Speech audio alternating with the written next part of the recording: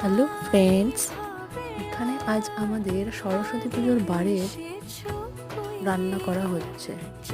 আমরা সবাই মিলে এটা খুব আনন্দের সাথে এনজয় করি।